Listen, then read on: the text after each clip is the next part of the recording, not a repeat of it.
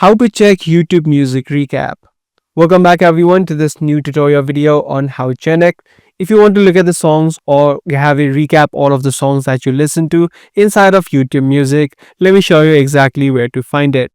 This is going to be an easy process, so let's get right into the video. Open up the app of YouTube Music, and once you're inside of the app, you just need to tap on your profile icon, which is on the top right of the screen.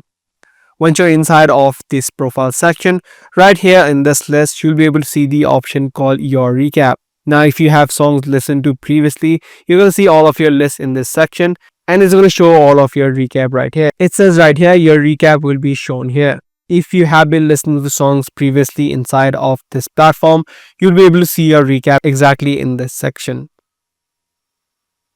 So that's basically it on the way that you check the YouTube Music Recap. If this video was helpful, be sure to subscribe, share, and also give this video a thumbs up. I'll see you in the next one. Thanks for watching.